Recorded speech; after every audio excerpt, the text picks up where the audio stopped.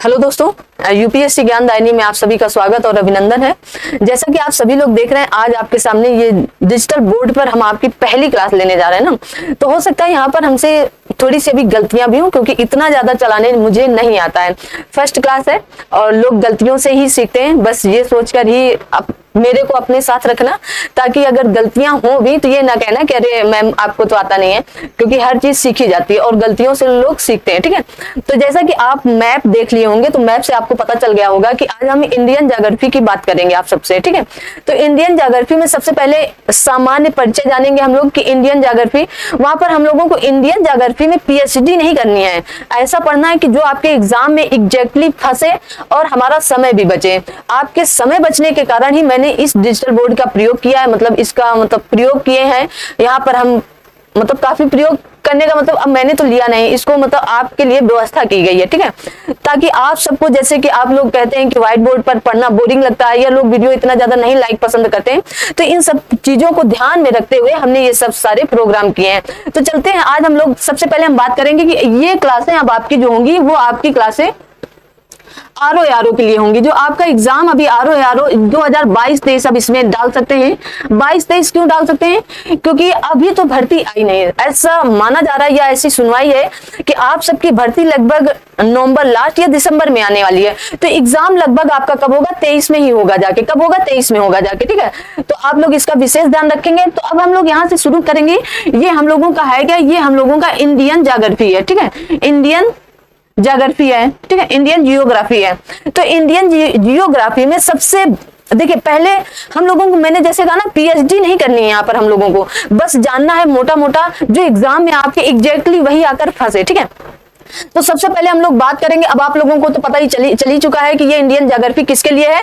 तो सबसे बड़ी बात, ये इंडियन ज्योग्राफी आपके आरओ आरओ के लिए। वैसे तो सभी एग्जाम में ज्योग्राफी आती है, लेकिन बात करते हैं। तो जैसे आपको यहाँ पर मैप दिख रहा है, तो मैप में आप सभी लोग देखेंगे, अब यहाँ पर से मैं पेन चेंज कर लेती हूँ। मैप में जैसे आप सभी लोग देखेंगे यहाँ पर कि ये आपका भारत का मैप है। तो आपका भारत का मैप कैसा है? देखें भारत का मैप कैसा है। तो आपका भारत का मैप ऐसे बना है। ठीक है, कैसे बना है? ऐसे बना है, मतलब ये एक चतुष्कोणीय मैप है। कैसा है? चतुष्कोणीय। हमारा भारत कैसा है? चतुष्कोणीय भारत है। अक्सर भारत देखिए 4 कोण है ना, इसमें 1 2 3 4। ठीक है, चतुष्कोणीय कोण, चतुष्कोणीय है हमारा भारत। आइए बात करते हैं फिर हम यहां से आगे की। ठीक है, आगे बात करते हैं हम लोग। अब इसमें आगे बात करते हैं, तो सबसे पहले हम लोग देखेंगे इसकी जनसंख्या, विश्व की जनसंख्या के, भारत में विश्व की जनसंख्या का। आप ऐसे ये कुछ पॉइंट होंगे जो आप लोग हो सकता है लिखते भी चलेंगे, तो आप लोगों को ज्यादा अच्छा लगेगा। मैं यहां से व्हाइट पेन ले लेती हूं। ठीक है, तो यहां लिखेंगे कि विश्व की जनसंख्या का, विश्व की जनसंख्या का 17.5% है। कितनी है? 17.5% है। अगर क्षेत्रफल की बात की जाएगी, किसकी? एरिया की बात की जाएगी, आप डायरेक्ट लिखें एरिया की बात, तो आपका विश्व में भारत का एरिया कितना है? 2.4%। कितना है? 2.4% है। ठीक है, अब 2.4%, आराम से सारी बातें आप समझेंगे। देखिए आपको कितने अच्छे से सारा कुछ समझ में आएगा। ठीक है, 2.4% है। तो अब देखिए क्षेत्रफल इतना है, मतलब जगह इतनी है और लोग इतने हैं। जगह इतनी है, लोग इतने, लगभग कितना जाता है? लगभग 7 गुना जाता है। लगभग की बात कर रहे हैं ना, क्योंकि 2.4 है और लगभग 7 गुना, मतलब क्षेत्रफल से 7 गुना जनसंख्या है भारत में। ठीक है, ऐसे मोटा मोटा याद रखेंगे आप लोग।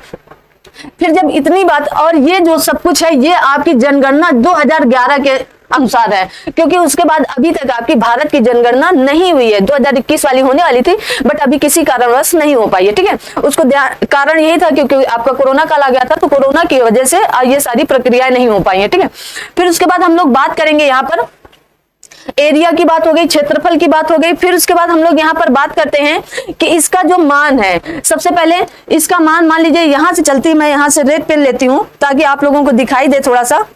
रेड पेन लेते हैं और यहां से चलेगी और कहां तक जाएगी? आपकी तमिलनाडु की कन्याकुमारी तक जाएगी। जब ये तमिलनाडु की कन्याकुमारी तक जाती तो ये लगभग 32-14, कितनी है? 32-14 है। ठीक है, 32-14 किलोमीटर है। कितनी है? तो आप बताएंगे कि 32-14 किलोमीटर की है। कितनी है? 32-14 किलोमीटर की है।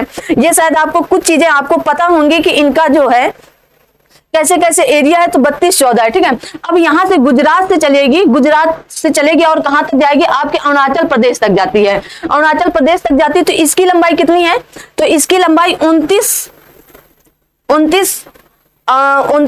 शायद 33 है क्या, 29-33 है क्या, आप लोग कमेंट करके तब तक बताएंगे। 29-33 है क्या, हाँ 29-33 है, कितनी है, 29-33 है, ठीक है।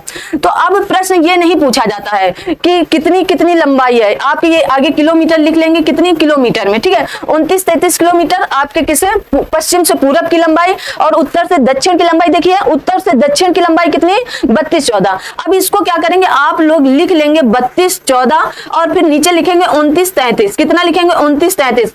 अब प्रश्न आपके यूपीएससी तक के लेवल में ये बनकर आने लगा है कि अगर इंडियन ज्योग्राफी से प्रश्न बना है कि इनका अंतर कितना है, तो आप इनका अंतर यहीं पर निकालने, कितना होगा, 4 में 3 गए तो 1 बचेगा, फिर इधर से हासिल लेंगे तो 8 बचेगा, और फिर इधर से हासिल लेंगे तो कितना बचेगा, 2। तो 281 किलोमीटर का अंतर आता है, क्या आता है, 281 किलोमीटर का अंतर आता है। ये आपको मोटी मोटी बातें पता होनी चाहिए। फिर आते हैं हम लोग भारत की बात करते हैं, भारत की बात चल रही तो भारत की बात कर रहे हैं। तो भारत में सबसे बड़ा आएगा कि भारत का क्षेत्रफल के अनुसार कौन सा स्थान है, ठीक है। तो क्षेत्रफल के अनुसार कौन सा स्थान होगा भारत का, तो आप यहां लिखें, ताकि कुछ चीजें जैसे आप मैप में लिखेंगे तो आपको ज्यादा अच्छे से समझ में आएगा। तो हमारा भारत का स्थान क्षेत्रफल के अनुसार 7वें नंबर पर आता है। किस नंबर पर आता है, आप लिखे एरिया के अनुसार भारत का स्थान 7वें नंबर पर आता है, ठीक है।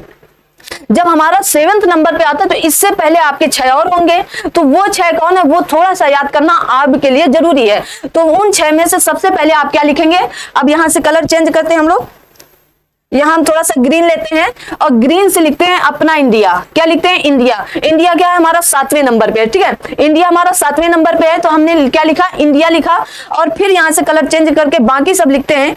तो बाकी सब में क्या आएगा, इधर से लिखें ए, इधर लिखें बी, इधर लिखें सी। आपको बस याद करने हैं ना, ठीक, आपको मतलब दिमाग में बातें जानी चाहिए, ठीक है ना। अपना इंडिया लिखें, फिर ए लिखें, फिर बी लिखें और फिर सी लिखें, ठीक है। और फिर इसके बाद यहां से ए लिखें और फिर सी लिखें और फिर यहां पर आर लिखें, ठीक है। अब देखिए पेन चेंज करते हैं और आपको अच्छे से समझाते हैं। देखिए यहां पर आर लिख दिए ना आप लोग, क्या लिख दिए, आर लिख दिए। अब जब आर लिख दिए तो सबसे पहले कौन आएगा, अब शॉर्टकट में इनका नाम जाने, अब इनको शॉर्टकट में जाने कि सबसे पहले स्थान पर कौन आएगा, रूस आएगा, रूस आया, ठीक है ना, रूस आता है।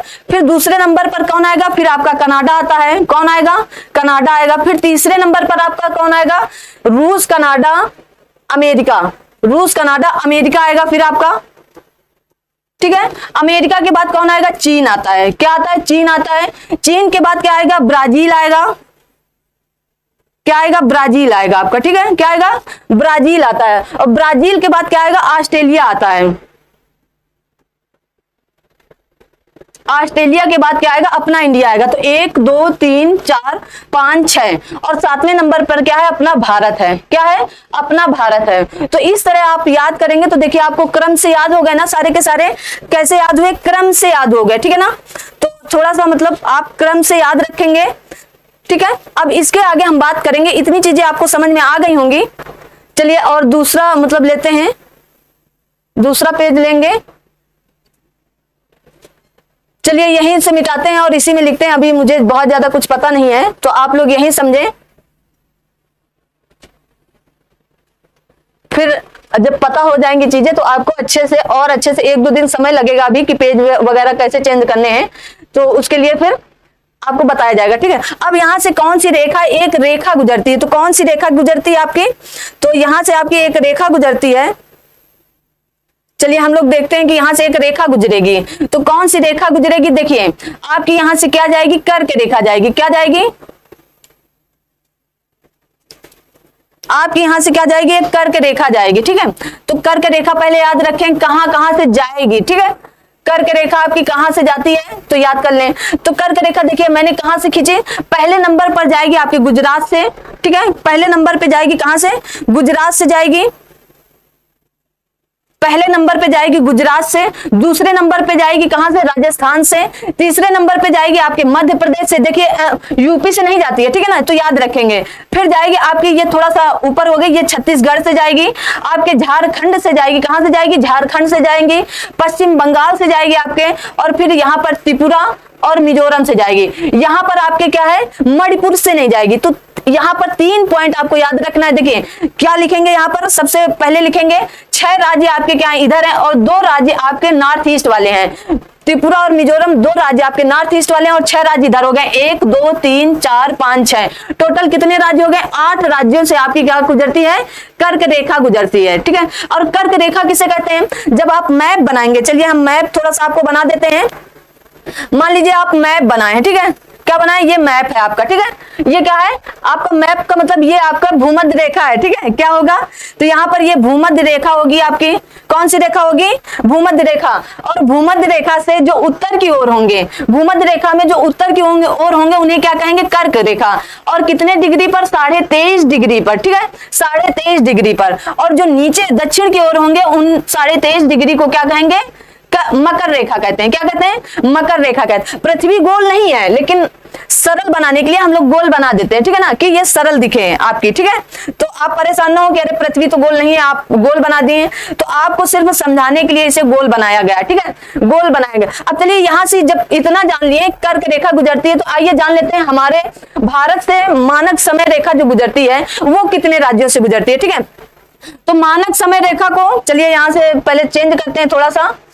मानक समय रेखा जो होगी आपकी क्या होगी, मानक समय रेखा जो होगी, मानक समय रेखा आपकी ना, मानक समय रेखा को समझने के लिए सबसे पहले हम लोग क्या समझेंगे, एक मैप लेते हैं, मतलब मैप का मतलब यही लेंगे। चलिए इसको थोड़ा सा मिटाते हैं। अब चीजें आपको देखिए डिजिटल मिल रही हैं, तो थोड़ा सा अभी 1-2 दिन एडजस्ट करना पड़ेगा, फिर हम आपको और अच्छे से बताएंगे, ठीक है ना। तो हम यहाँ पर क्या लेते हैं, ये लेते हैं, ठीक है, छोटा सा। तो अब ये क्या हुआ, मानक समय रेखा हो गई। ये क्या है आपकी, मानक समय रेखा है। ये क्या है आपकी, एक हटाते हैं एक ही रखते हैं, हाँ, ये आपकी मान लीजिए मानक समय रेखा है। कौन सी, ये आपकी 0 डिग्री देशांतर है। कौन सी है, 0 डिग्री देशांतर है आपकी।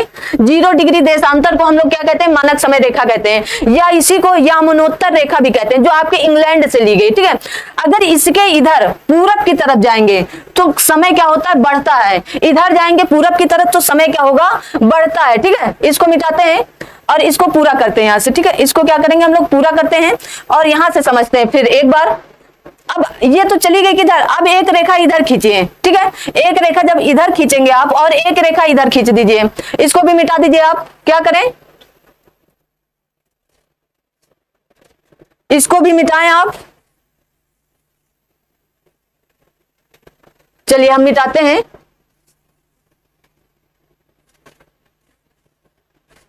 हाँ, इसको मिटाते हैं, इसको भी मिटाते हैं यहाँ से। हाँ, यहाँ से समझे आप लोग, क्या है ये, 0 डिग्री देशांतर है, ठीक है।